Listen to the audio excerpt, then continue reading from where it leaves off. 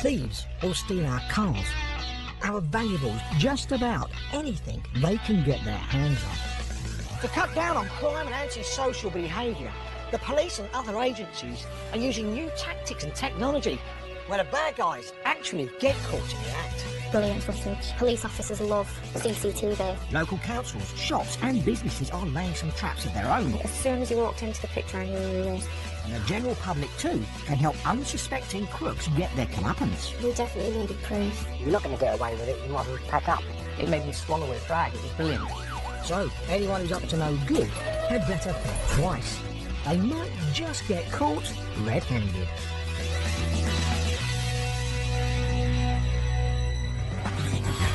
Today, a jewellery snatch. The raiders fast, but the shop staff are faster. It's so much quicker than I remember.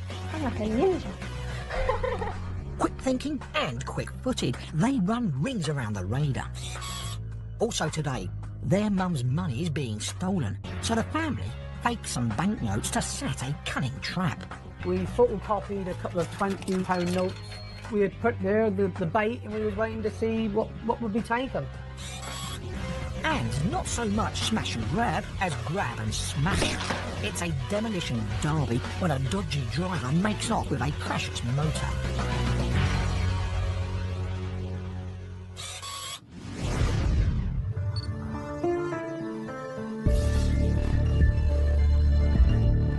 These are the views from CCTV cameras in and around a jewellery shop in the historic city of Winchester.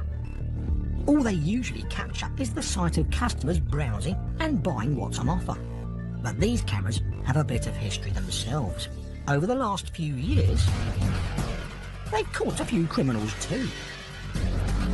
An armed gang targeted this shop 2 years running. We previously featured it on this programme. When three men run into your store wearing dark clothing, gloves and balaclavas, it's pretty frightening. When they pull up a gun, it's terrifying. The first time, the robbers were successful. They actually got away with £250,000 worth of jewellery. But the second time, the jewellers were ready for them with some new security equipment. Everything we had planned worked perfectly. Some of the gang ended up in prison. Then, just recently, a man walks up to the shop and goes inside. Now, he clearly hasn't watched our previous programmes, naughty boy. If he had, he probably wouldn't attempt what he's about to do here. These staff are skilled at making and selling jewellery, but they've also become highly experienced in the art of catching crooks.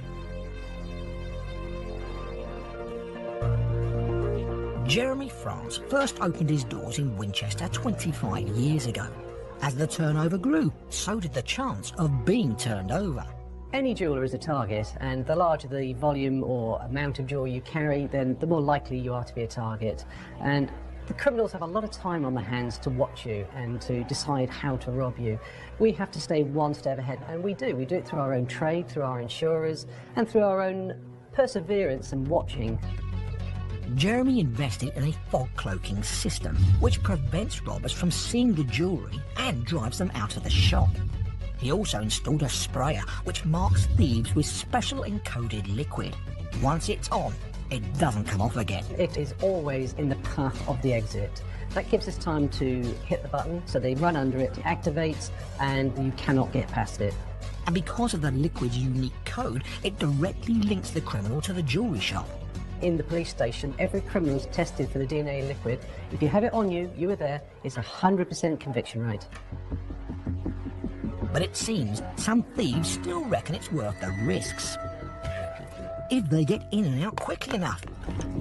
Well, let's just see if they're right. It's mid-afternoon on a weekday. While there's a quiet moment with no customers, Larissa, one of the sales staff, is playing a game with Buster, Jeremy's puppy. Not exactly a guard dog. Larissa works in the jewellers on a temporary basis. She spends most of her time on the high seas.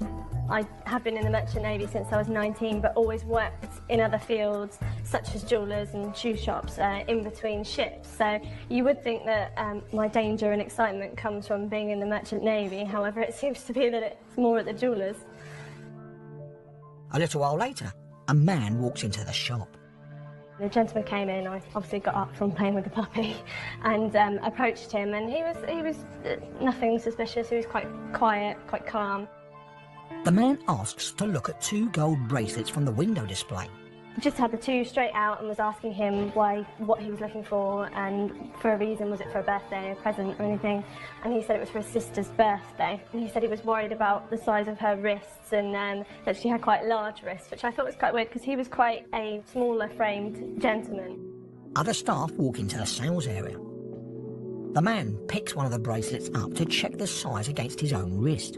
Larissa senses a slight change in his behaviour. He was it wasn't quite agitated because it wasn't that bold, because I think I would have noticed it more, but he was a little bit kind of skittish. He made his excuses and had to go and make a phone call, so he stepped outside the shop and I just said that I'd keep the bracelets aside for him. The man leaves and wanders out of camera view. Almost 20 minutes later, he returns and is greeted by Buster. Larissa is dealing with another customer. By now, Jeremy has arrived at work and is holding a meeting in the back office. Although I'm up the back doing business, I am actually watching at the same time. Jeremy's daughter, Harriet, comes through to see if she can help the man, but he insists on waiting for Larissa. I knew what bracelets he wanted to see and the reasons why, so he kind of established a story, so to speak. This man was quite clever. He actually built up a rapport. He came back several times. He asked questions. He put us to ease, if you like. But Larissa's still dealing with her customer. The man steps outside again for another phone call. So someone will pop outside to make a phone call, but to do it 2 times in such a short space, it was quite unusual. Another couple of minutes go by. Then he comes in again and waits for Larissa. Finally, Larissa is free to serve the man again. I placed the bracelets out in front of him again, and it was at this point he was quite quiet and quite hesitant with conversation. And I imagine there's a wee drop of adrenaline running around. And then I could tell that something was going to happen because the way he was picking up the bracelets, he picked up the 2 together and it was kind of fumbled. I did make good eye contact with him, but he was trying hard to look down at the bracelets. At that moment, it did feel like it was a lifetime, although it was only half a second. I could see that he was going to do it. And he does. He sprints for the front door. But can he make it through before Larissa locks it? She reaches for the button with razor-sharp reflexes. He's still got a few feet to go. She presses the button. He's trapped.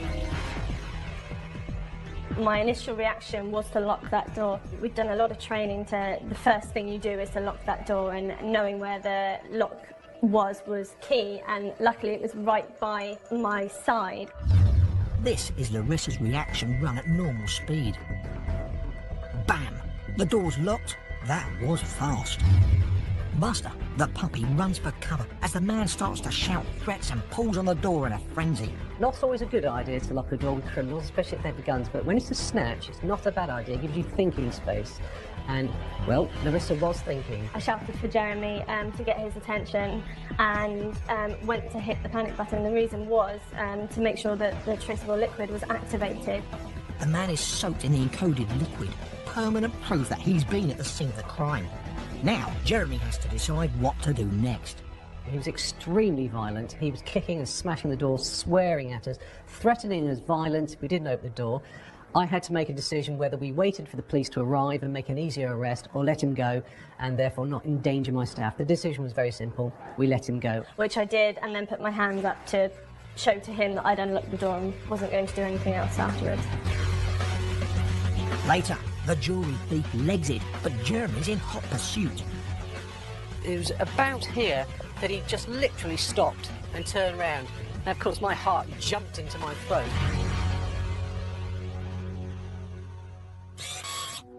Now, maybe it's time to call Ghostbusters, as this lost soul sets out to steal some spirits. But these spirits are a little bit more worldly, and this is a story that's probably going to come back and haunt him for some time.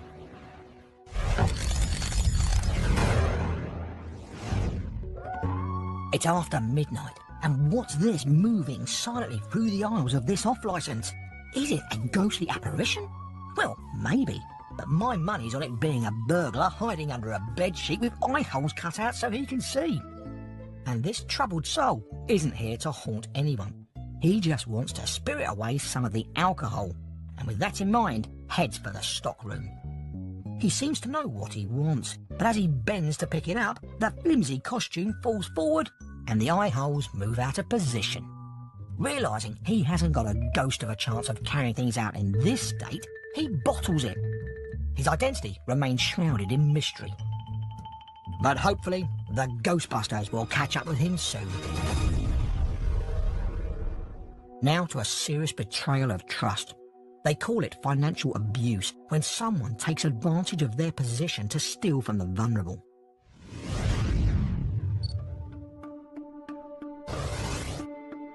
This bedroom belongs to Mavis and Stan, an elderly couple from Plymouth, Devon.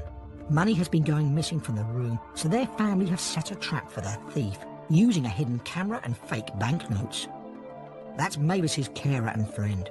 She's come upstairs on her own to collect a fresh towel. There's no need for her to venture further into the room.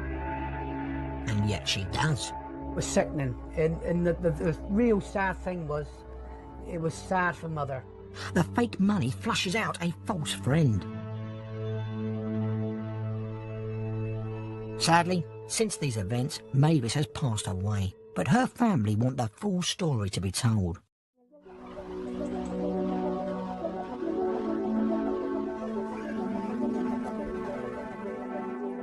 Mavis, a former nurse, did a fair bit of caring herself in her lifetime.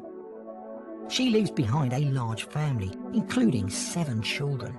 Son Gary is the youngest of the boys. 4 boys, 3 girls, and we have 2 stepbrothers and a stepsister. It's a lot to keep happy. Even so, Mavis managed to do so, together with Stan, her second husband, who she was with for 40 years. A perfect wife. She'd do anybody a favour. She was that type of person. She was 1 in a million. She really was. In her late 70s, Mavis's health goes downhill. The family rally round. But as time goes by, they realise Mavis needs more help than they can give her. We decided, you know, with Mother saying yes, it would be okay to get a care worker in to start helping out. Various care workers come in, but there's one who Mavis forms a particular attachment to. She was seen to be a perfect person. More than anything, my mother used to like to have a chinwag, a chat. Mavis soon asks if her new friend can take over more of the care worker shifts. As she got more friendly, Mum let her go upstairs and she would pick up the towels and all that. Then one day, Gary hears some alarming news. I had a phone call from one of my sisters to say that they thought that £1,000 has gone missing. But they couldn't be sure because obviously it was Mother's money and it was just all in a drawer. Mavis has £300 collected from the bank for her each week. She's from a generation that likes to have cash in the house, but she rarely gets through it all. So she puts the rest in an envelope. When it reaches £1,000, her daughters seal the envelope and put it away in a bedroom drawer. They think she has managed to save up several £1,000s. From then, really, we kept a closer eye on it, and within a week, another £2,000 had gone missing. But who is taking the envelopes? We're a close, honest family with each other. We knew that it had to be an outsider. Only one carer, Jennifer, ever goes upstairs. She's supposed to come to here, open the ottoman, as you can see, towels, take a towel and go down.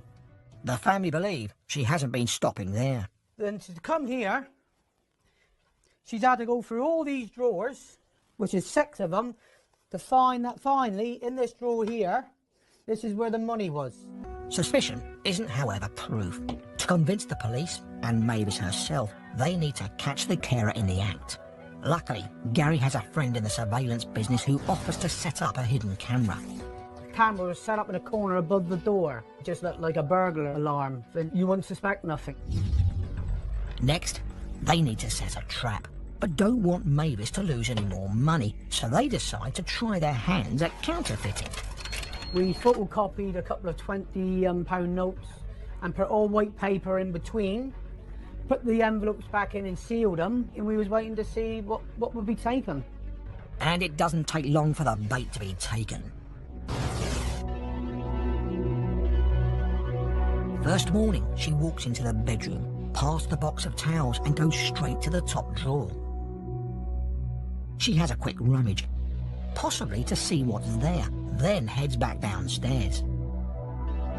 2 days later, she goes past the towels again.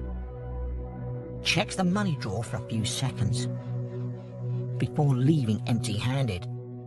Perhaps she's lost her nerve. Oh no, maybe Friday's a better day for thieving. After collecting a clean towel, this calculating woman can't resist the lure of the cash any longer and takes an envelope from the drawer. Little does she know, it's full of photocopies and plain paper. It's not easy to see, but that little dark shape there is the envelope. She tucks it into her trousers as she leaves the room. The family watch the images they caught on camera. It was sickening, and the real sad thing was, it was sad for Mother. Cried, constantly cried. You know, could she, for all what I'd done for her. She couldn't believe that Maury could do such a thing to her, because she trusted her so much. We had a job to do, and our next job was to phone the police to get them around to obviously press charges. But this so-called friend already knows she's been found out. Once she left this house, she realised that she was caught, because once she opened the envelope, she realised it was paper. She immediately resigned from her position at the care company, and when the police arrive, she hands over an envelope containing £1,000. The one containing the fake paper note she had already thrown in the bin. In court, she is found guilty of theft and attempted theft, and is sentenced to 40 weeks in prison, suspended for 2 years. The judge also orders that she pays a large sum in compensation to the family. The hidden camera has done its job well. If you don't catch him in the act, there will be no charges. We were told that by the police. If you never had the CCTV, you wouldn't have had a conviction. Mavis didn't live to see her carer brought to trial. After suffering a fall at home, she went into hospital and passed away 2 weeks later. We had a good send-off for her. The family were very close, all stood together. It's a big loss to me. Although this business was a strain and stress for her, the family are determined not to let it taint the happy memories of Mavis's last years. We all love our mother and we'll never forget her. She was such a beautiful woman, my wife. No two ways about that.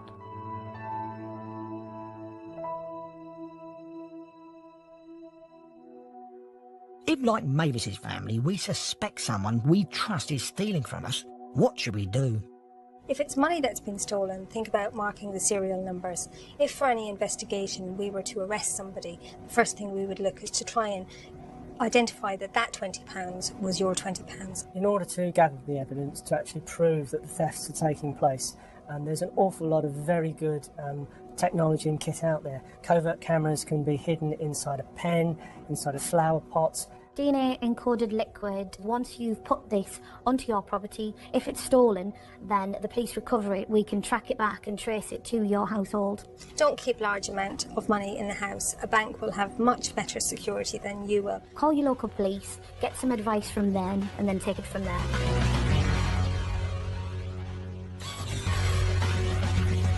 Coming up, jeweller Jeremy is chasing the bracelet snatcher. And I was screaming out, "Stop, he's a jewellery thief." Can he bag this not-so-diamond geezer?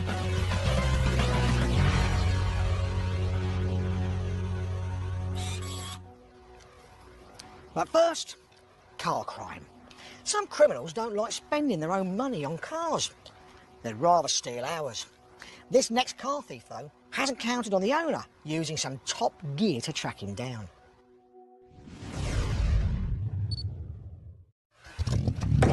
This car isn't just any car.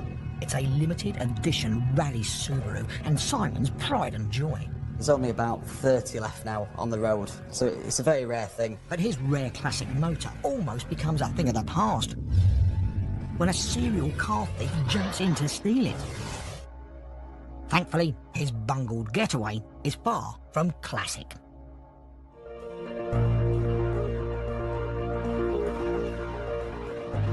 We're in a village just outside Otley near Leeds. This family-run car dealership has been here since the 1950s. Started about 60 years ago by my granddad. It's then been passed down to obviously my father. And then now it's myself and my sister that are mainly involved in the business. Simon runs the repair workshop. How's it going? But cars aren't just his family's business. They're also his personal passion. Yeah, it's something that I love really. So, although that's quite sad. Simon goes rallying, and his own car is a much sought after Subaru. The car is a special edition for Colin McRae, the rally driver, but beyond that, it does have a lot of sentimental value because it was the first car I bought with my own money. It's a car that my fiancée learnt to drive in, and just so many memories, really. But one dark day, contact with his cherished motor is broken. It's near closing time, and Simon's about to check his car's oil level. I just brought it in before I went home, so I just left it there while I walked into the showroom to grab some of my stuff. Before he knows it, there's the sound of a familiar engine revving, followed by a loud crash. It wasn't just a slight bang, it was a real smash and wallop. CCTV cameras catch the sight of Simon's car leaving the garage, and the door looks badly damaged. Simon runs through to the workshop. It was just a state of destruction, really. There was oil everywhere, glass all on the floor. He races outside. We just saw him driving off down the road as we got to the forecourt. I thought I'd never see it again and I'd never own another one, because really it is almost irreplaceable now. Simon and his colleagues rally round. They call the police and check their CCTV footage to piece together what's happened. They see a man walking onto the forecourt. We got dropped off just on the main road there by another car, which then drove off and left him. Obviously he's looking inside the cars here, trying to see if there's any keys in the ignition, but they're all locked. The man enters the service area. Obviously there was no one in the workshop, which is quite unusual. The way out is narrow and lined with gear, so there's not much room for manoeuvre. Reverses it flat out down the workshop, and he's got the door open, and he catches the door on the oil drum, which knocks the drum over. He then starts reversing again, and then the door gets caught on the wall there, at which point the glass smashes. He's cut his arm open on the door, there's blood everywhere.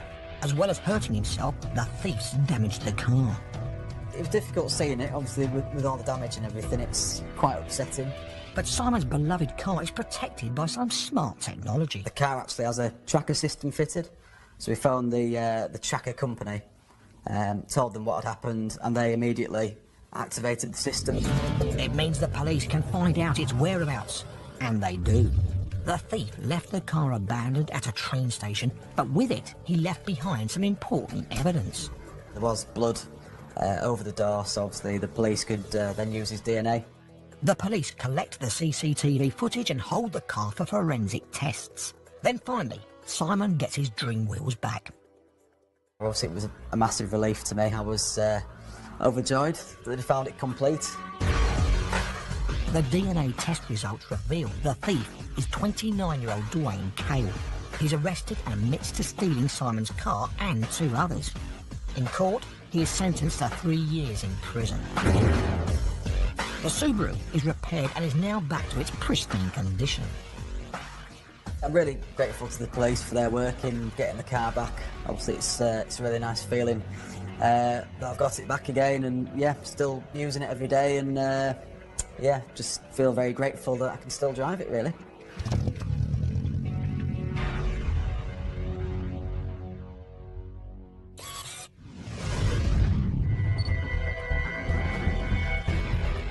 We're in the Winchester jewellery shop. A thief has snatched 2 gold bracelets. Quick-thinking sales assistant Larissa has locked the door in a flash and made sure he was doused in traceable liquid. And he was quite aggressive, which was quite scary, but I knew, looking at Jeremy, waiting for his instruction, I knew he wouldn't put me in any harm's way. The shop owner, Jeremy, has given the order to let the thief out and then decides to chase after him. My decision was to track him. He was covered in a DNA-coded liquid. He was going to get convicted of the crime, but only if we knew who he was and we could find him. He asks for a phone so he can update police on the thief's whereabouts. My staff were very quick and I had a phone in my hand in a second. Then he heads out after the thief. There was a lot of people on the other side of the road and I was screaming out, "Stop, he's a jewellery thief!" And, of course, you're kind of hoping that somebody will do something, but they just didn't. Even though there's some shouting, the thief doesn't realise he's being followed. Jeremy keeps his distance and phones the police. At the age of 50-something and running with a phone in your hand, there was a lot of panting going on. They realised that I was giving chase and they were taking my information, they were passing it on to the squad cars that were in the area. While Jeremy continues to track the thief, another police unit arrives at the shop. Larissa goes in search of Buster, the puppy who had a scary time during the theft. We actually found him under the chair, cowering and shaking, so I spent the time kind of looking after him and not really thinking about my own fear. It wasn't until afterwards I was being interviewed that I did think, oh, that was quite a scary situation and it could have got a lot worse, which is when you start thinking about the what-ifs. I think that's when you start getting a bit scared of what could have happened. Meanwhile, Jeremy follows the thief into some back streets. Then the man turns left into an alleyway. I stopped. A few moments later, he came back fully changed in completely different clothing. The thief now realises Jeremy's on his tail and starts to look threatening. But Jeremy has set out to track the man for the police, not fight with him. And I made the right decision. I stepped back and I literally waved him through. Strangely, he allowed me to follow him and he knew I was following him at this point. The man eventually climbs a high spiked fence and escapes, but not for long. Because when the police arrive, Jeremy shows them the alleyway where the man got changed and they find his discarded clothes. Very fortunately, when they did a DNA test on the sweat around the hat, they found this man was on record. 3 days later, they broke down his door and made the arrest. The man admits to stealing the 2 gold bracelets straight away. Pointless to deny it when covered in coated liquid. In court, he is sentenced to 4 months in prison, suspended for 18. He is also given a supervision order and has to undergo drug rehabilitation treatment. Before he was sentenced, the man told police which pawnbrokers he had sold the stolen jewellery to. It was recovered by the police and returned to us, and that's a first in my 25 years in this business. Larissa, whose quick reactions led to the thief being caught, gets to see the video footage again. Oh my god, it was so much quicker than I remember. Oh, that's so weird. It's crazy fast. I'm like a ninja.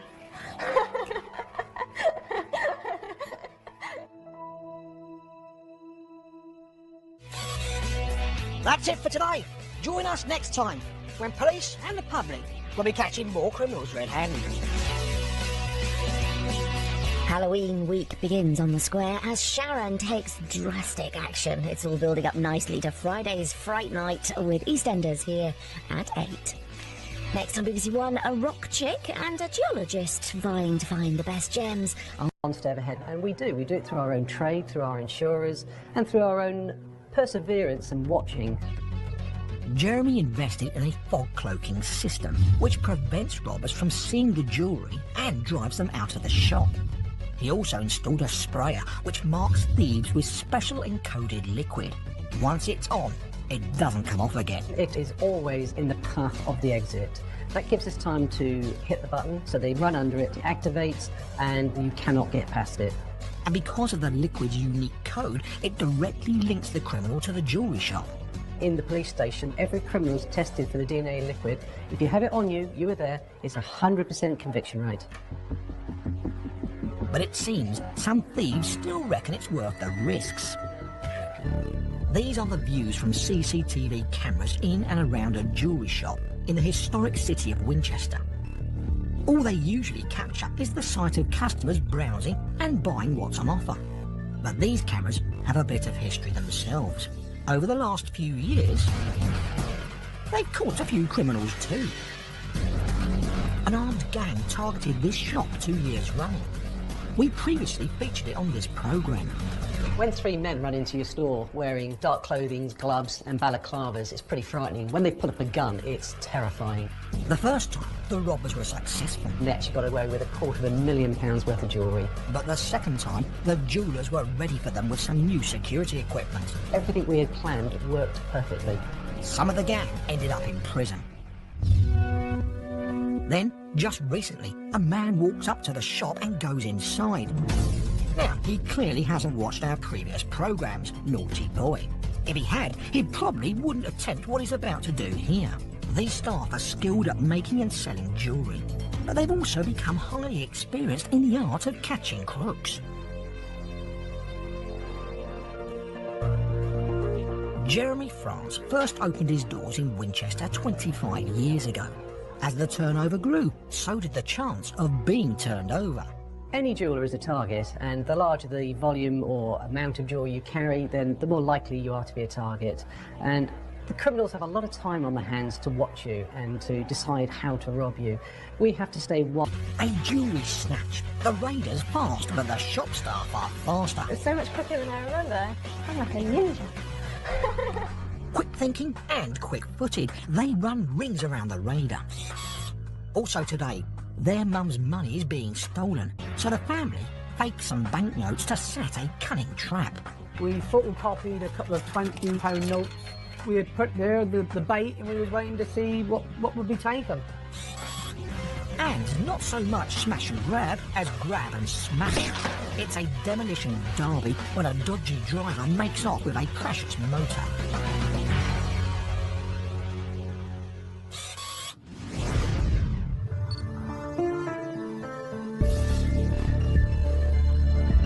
Thieves will steal our cars, our valuables, just about anything they can get their hands on. To cut down on crime and antisocial behaviour, the police and other agencies are using new tactics and technology where the bad guys actually get caught in the act. Brilliant footage. Police officers love CCTV. Local councils, shops and businesses are laying some traps of their own. As soon as you walked into the picture, I knew who he was. And the general public too can help unsuspecting crooks get their comeuppance. We definitely needed proof. You're not going to get away with it, you might as well pack up. It made me swallow with pride. It was brilliant. So, anyone who's up to no good had better think twice. They might just get caught red-handed.